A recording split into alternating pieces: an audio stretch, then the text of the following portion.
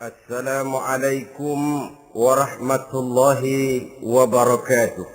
Waalaikumsalam warahmatullahi wabarakatuh. Alhamdulillahillazi anzala al-Qur'an hudan lin-nasi wa bayyinatin minal huda wal furqan. Wassalatu wassalamu ala asyrafil anam wa ala alihi wa ashabihil kiram, amma ba'du. Saudara-saudara kaum muslimin rahimakumullah. Setiap penganut agama di dunia ini mempunyai sesuatu kitab yang dianggapnya sebagai kitab suci. Orang Hindu punya kitab Weda. Orang Buddha punya kitab Tripitaka. Yahudi mempunyai Taurat. Nasrani mempunyai Injil. Penganut Konghucu punya kitab Tao Te Ching. Orang Majusi punya kitab Zen Avesta. Orang kebatinan punya kitab Serat Centani, Hidayat Jati, Darmo Gandul, atau Gatoloco. Sementara kita umat Islam oleh Allah diberikan Al-Quranul Karim. Mengapa kita yakini Quran ini sebagai kitab suci? Pertama, ia bebas dari intervensi dan investasi manusiawi. Ia sepenuhnya, baik isi maupun redaksi, adalah produk dari Allah Subhanahu wa ta'ala. Kita yakini Quran kitab suci karena sampai hari ini belum ada seorang pun yang sanggup membuat seperti itu. Suatu kitab hanya dinamakan suci kalau dia bersih dari investasi dan intervensi manusia. Al-Quran ini sejak turunnya 14 abad yang lalu telah menantang. Wa in kuntum fi raibim mimma nazzalna ala abdina fa'tu bi suratin min misli. Apabila kamu ragu-ragu terhadap kebenaran Quran yang kami turunkan kepada hamba kami Muhammad, atau kamu menyangka Quran itu cuma bikinan Muhammad saja, cobalah kamu buat satu surah saja semacam Al-Quran. Apabila kamu tidak mampu melakukannya seorang diri, wada'u syuhada'akum, ajak seluruh teman-temanmu. Sejak tantangan ini turun 14 abad yang lalu, sampai hari ini, tidak seorang pun yang sanggup membuat satu surah saja semacam Al-Quranul Karim. Barangkali belum pernah ada yang coba-coba. Sudah. Di antaranya apa yang dilakukan oleh Musailamah Al-Kadzab. Dia mencoba membuat satu surah semacam Al-Quran yang kalimatnya sudah berbentuk bait-bait syair, tapi isinya jauh panggang daripada api. Yang kedua, kita yakini Quran sebagai kitab suci karena isi dan ajarannya sesuai dengan fitrah manusia. Suatu kitab dinamakan suci kalau ajarannya sejalan dengan fitrah manusia. Misalnya, manusia secara fitrah, kalau dia laki-laki, normal nafsu kepada perempuan, itu fitrah. Perempuan suka kepada laki-laki, itu fitrah. Kalau ada kitab suci, tapi melarang manusia untuk kawin, kesuciannya perlu diselidiki. Quran kitab suci sejalan dengan fitrah manusia, maka ia menganjurkan manusia yang mampu untuk melangsungkan perkawinan. Contoh lain, secara fitrah manusia perlu makan. Kalau ada kitab suci yang melarang manusia puasa saja siang malam terus menerus, itu kan sama juga nyuruh orang mati. Quran sesuai dengan fitrah manusia. Maka dalam Islam puasa wisol, puasa ngableng, apa itu istilahnya, puasa nyambung, Dari pagi sampai sore, sampai malam, sampai pagi lagi puasa terus. Bukan saja tidak boleh, malah haram hukumnya. Kenapa? Itu bertentangan dengan fitrah manusia. Yang ketiga, kita yakini Quran sebagai kitab suci karena isinya tidak kontroversial. Isinya tidak saling bertentangan satu sama lain. Di ayat manapun, Quran mengajarkan Allah itu Esa. Satu kali dia berkata haram, dia akan tetap berkata haram. Isinya tidak kontroversial. Sebab kalau ada kitab suci, di satu pihak mengajarkan Tuhan Esa, di lain ayat mengajarkan Tuhan 3, di lain ayat lagi mengajarkan Tuhan 4, kitab kacau namanya. Bagaimana suatu kitab bernama suci kalau isinya kontroversial satu dengan lainnya? Dari 3 kriteria inilah kita yakini Quran sebagai kitab suci. Masalah yang akan kita bicarakan pada pertemuan kita kali ini, bagaimana sikap kita terhadap Al-Quranul Karim sebagai kitab suci. Berangkat dari sebuah hadis di mana Rasulullah Sallallahu Alaihi Wasallam pernah memberikan tawaran. Beliau bersabda, "Man ja'ala al-Qur'ana amamahu qadahu ilal jannah, wa man ja'ala al-Qur'ana khalfahu saqahu ilan nar." Siapa yang menjadikan Quran sebagai imam, maka Quran akan membimbing dia ke dalam surga.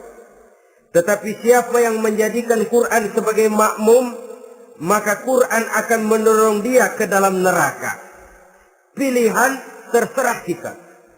Siapa yang menjadikan Quran sebagai imam, ditempatkannya Al-Quran di depan, dia ikuti petunjuk dan ajaran Al-Quran, maka Quran akan membimbing dia ke surga.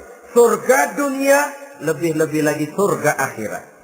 Tetapi sebaliknya, siapa yang menempatkan Quran di belakangnya, dia belakangi Al-Quran, dia belakangi perintah dan ajaran-ajaran Al-Quran, dia perturutkan hawa nafsunya dalam kehidupan ini, maka Quran akan mendorong dia ke dalam neraka. Ya, neraka dunia, lebih-lebih lagi neraka akhirat.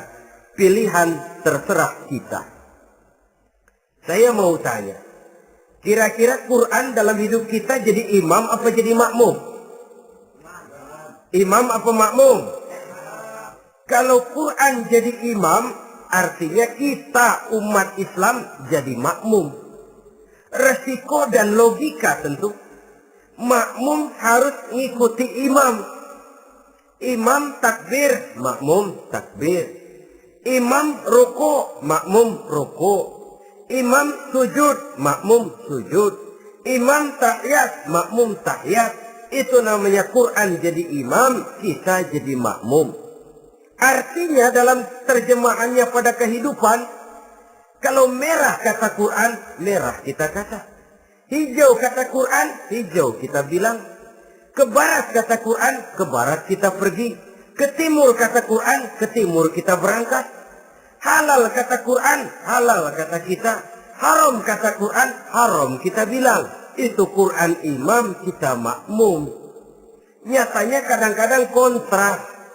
Nyatanya kadang-kadang paradok. Merah kata Quran, hijau dong kata kita. Halal kata Quran, remeng-remeng kata kita. Ke barat kata Quran, ke timur kita pergi. Dalam praktek kita mau jadi makmum, Quran kita suruh jadi imam. Kita sesuaikan Quran dengan selera kita. Mana-mana ayat yang menguntungkan, mana ayat yang sesuai dengan mau kita, itu yang kita baca kuat-kuat. Itu yang kita canangkan ke tengah masyarakat ramai.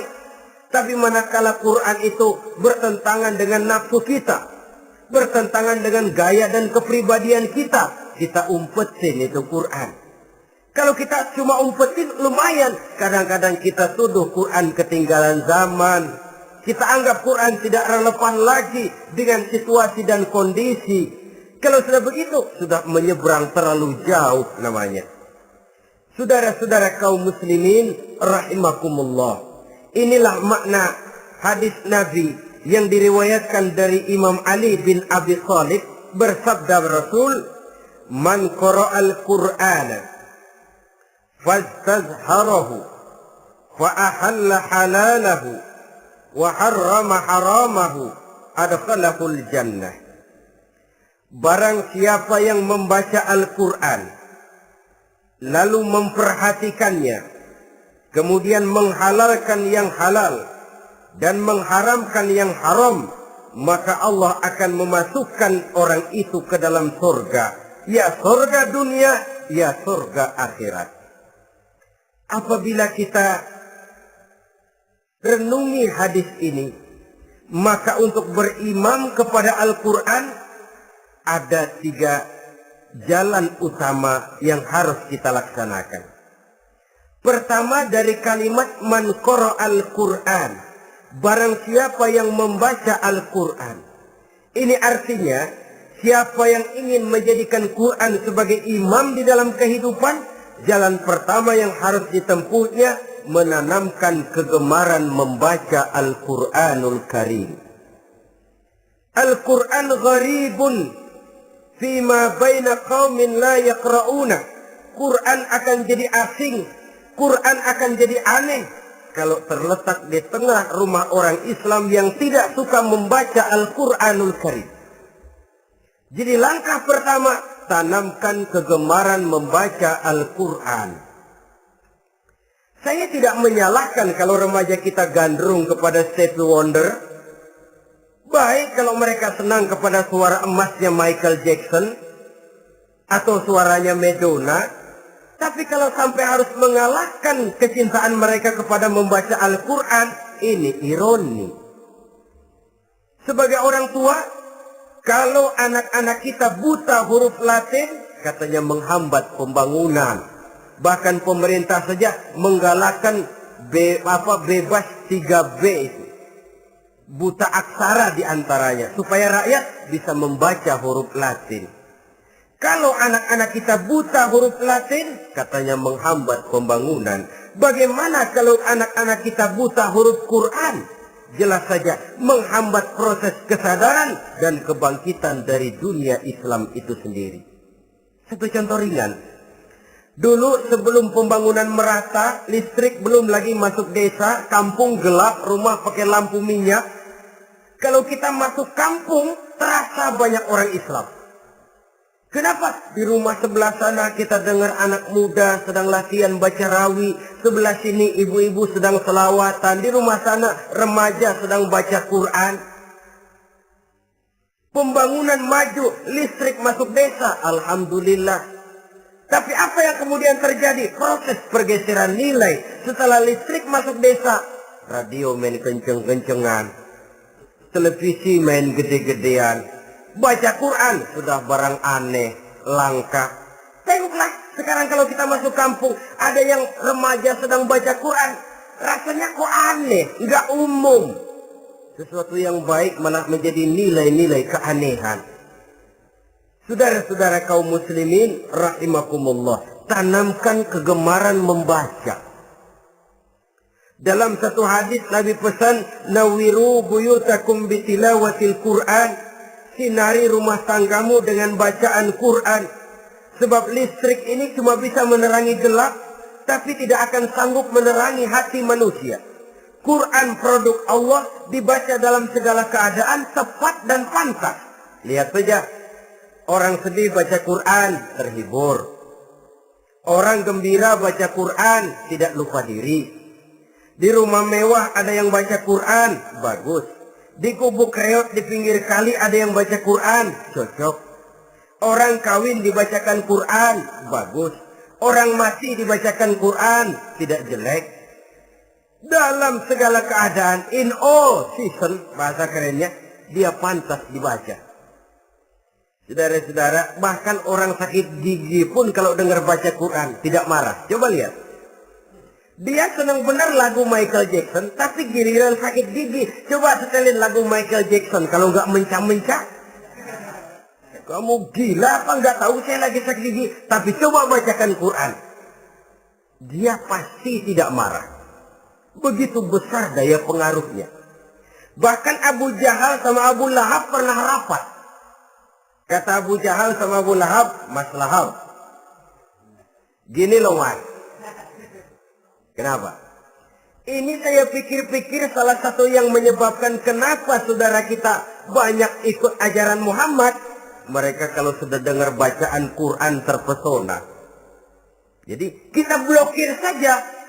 Caranya gimana? Kasih pengumuman kepada Quraisy. Jangan sekali-kali mau dengerin Muhammad baca Quran. Kamu juga jangan. Dan kamu, saya pun begitu. Mari kita janji, tidak mau dengar bacaan Quran. Salaman. Pulang ke rumah masing-masing. Dapat 1 hari tahan. 2 hari bertahan. 3 hari. Seminggu ke atas.